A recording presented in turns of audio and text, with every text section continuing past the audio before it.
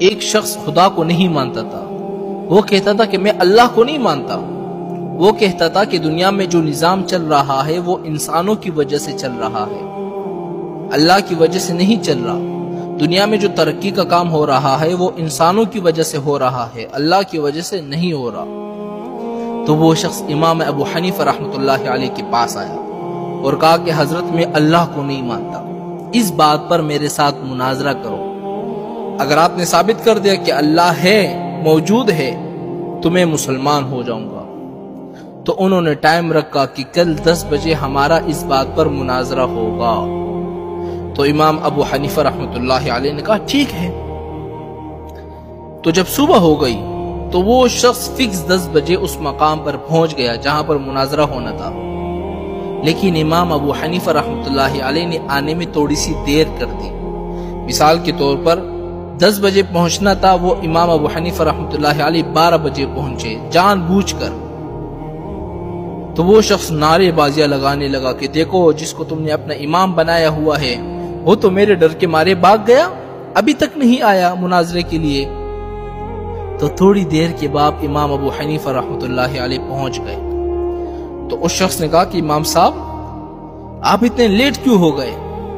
تو امام ابو حنیفہ رحمۃ اللہ علیہ نے کہا کہ میری بات سنو، کہ جس جگہ سے میں آتا ہوں یہاں تک راستے میں ایک دریا پڑتی ہے، تو جب میں دریا کے پاس پہنچا میں نے وہاں دیکھا کہ ساری کشتیاں جا چکی ہے، اب میں یہاں پر کیسے پہنچتا؟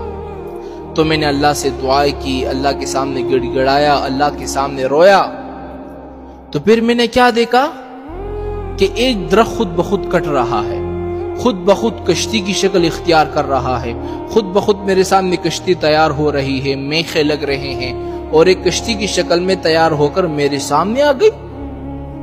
تو میں اس میں بیٹھ کر پھر یہاں پہنچ گیا۔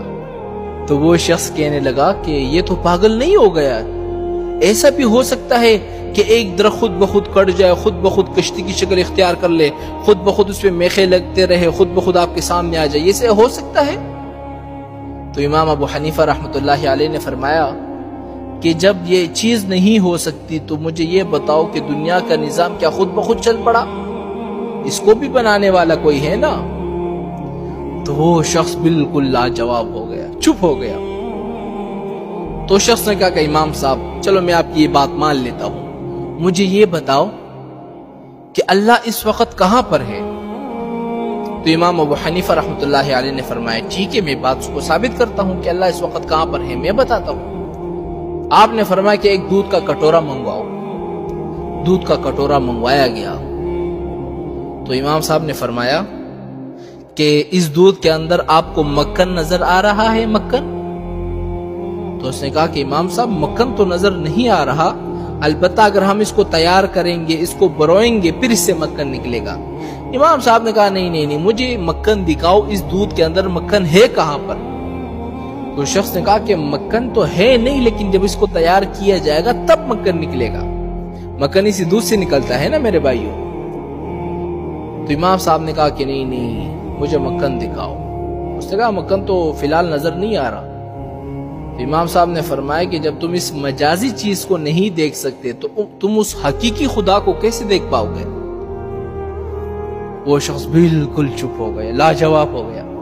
تو شخص نے ایک پھر سوال کیا، چلو آخری سوال امام صاحب، پھر اس کے بعد میں مسلمان ہو جاتا ہوں، اللہ کا رخ اس وقت کہاں پر ہے؟ تو امام صاحب نے فرمایا کہ چلو ایک موم بتی منگواؤ۔ موم بتی منگوائی گئی، آپ نے فرمایا اس کو جلاؤ۔ جب جلائی گئی تو امام صاحب نے فرمایا کہ اس کی روشنی کس طرف ہے؟ جب موم بتی کو بندہ چلاتا ہے تو چاروں طرف روشنی ہو جاتی ہے نا۔ تو شخص نے کہا روشنی تو چاروں طرف ہے۔ تو امام صاحب نے فرمایا کہ اسی طرح بس اللہ بھی ہر جگہ موجود ہے، ہر جگہ دیکھ رہا ہے۔